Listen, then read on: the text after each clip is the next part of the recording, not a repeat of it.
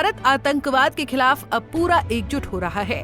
कभी एक दूसरे पर तंज कसने वाली राजनीतिक पार्टियां अब आतंकवाद के खिलाफ एकजुट होती दिख रही हैं। आतंकवाद को पालने पोसने वाले पाकिस्तान पर अब भारत कड़ा प्रहार करने जा रहा है। आतंकवाद के खिलाफ भारत से अब बुलंद आवाज उठ रही है।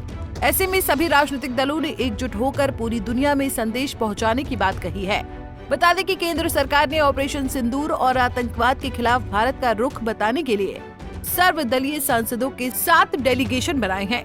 लेकिन भारत की बात विदेश तक पहुंचाने के लिए चुने गए शशि थरूर अब खुद अपनी पार्टी के निशाने पर आ गए हैं। कांग्रेस पार्टी खुद अपने नेता को जमकर घेर रही है। अब ये सब सुनकर आपके मन में सवाल आ रहा होगा कि आखिर ये पूरा मामला क्या है।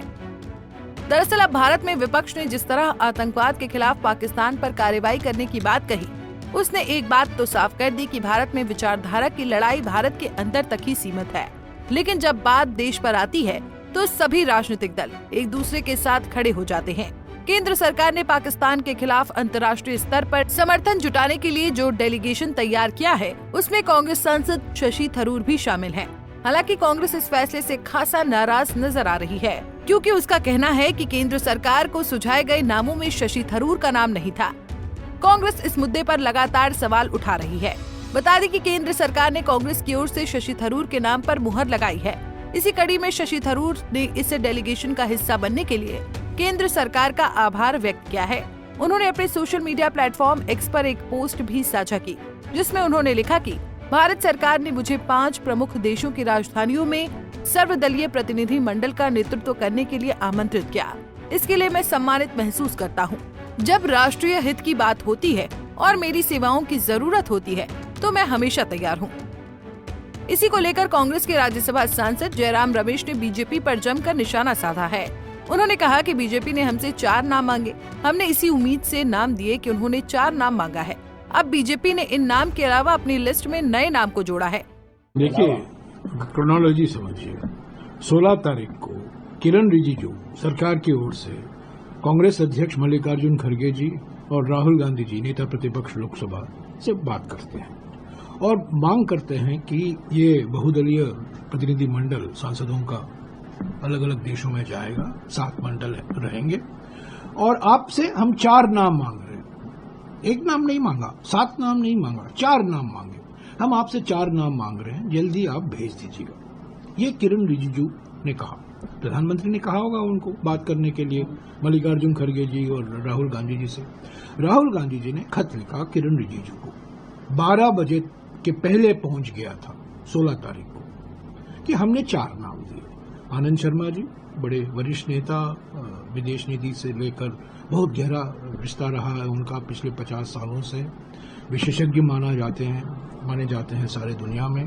गौरव गोगोई हमारे डिप्टी लीडर लोकसभा में, नासिर हुसैन हमारे विप राज्यसभा में, और जो जम्मू और कश्मीर के प्रभारी हैं AICC के, और राजा बरार जो सांसद है पंजाब के, जो हमने 4 नाम दिए। तो हम ये इसी उम्मीद के साथ हमने नाम दिया कि आपने 4 नाम मांगा है, हमने आपको 4 नाम दिया है, इनको शामिल कीजिए। सरकार की मंशा तो पहले से ही शरारती मंशा थी। ये खेल खेला जा रहा था कि ताकि ये औपचारिकता खत्म हो जाए, बातचीत हो गई है।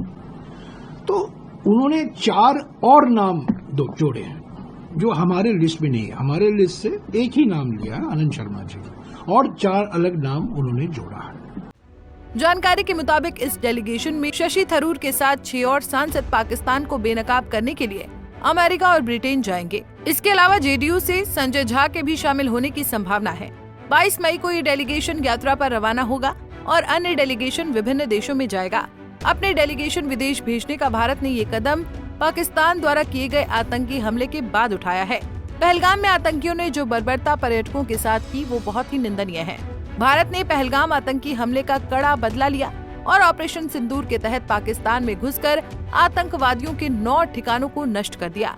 इस ऑपरेशन के जरिए भारत ने ये स्पष्ट संदेश दिया कि यदि पाकिस्तान की धरती से भारत के खिलाफ कोई आतंकवादी गतिविधि होती है तो उसे कड़ा जवाब मिलेगा। बहरहाल पाकिस्तान ने भी भारत के खिलाफ कई नापाक हरकत को अंजाम देने की कोशिश की, जिसे भारतीय सेना ने नाकाम कर दिया। अब भारत इस डेलीगेशन के जरिए पाकिस्तान का सच दुनिया के सामने उजागर करने की कोशिश कर रहा है। इस यात्रा का उद्देश्य पाकिस्तान को अंतर्राष्ट्रीय मंच पर एक्सपोज करना है और भारत इस मुद्दे पर अपनी स्थिति को वैश्विक स्तर पर प्रकट करने के लिए पूरी तरह तैयार है। भारत हमेशा शांति प्रिय देश रहा है, लेकिन अपनी शांति की रक्षा के लिए उसे जरूरत पड़ने पर अपनी सैन्य शक्ति का इस्तेमाल करना भी आता है। भारत ने पहले भी आतंकवाद के खिलाफ मजबूत आवाज उठाई है, लेकिन इस बार वो अपने एक्शन को भी दुनिया के सामने पेश करने जा रहा है। Bureau report, Punjab Kesari TV. हमसे जुड़े रहने के लिए हमारे YouTube चैनल को सब्सक्राइब करें और नई वीडियो की नोटिफिकेशन के लिए बेल आइकॉन को दबाएं।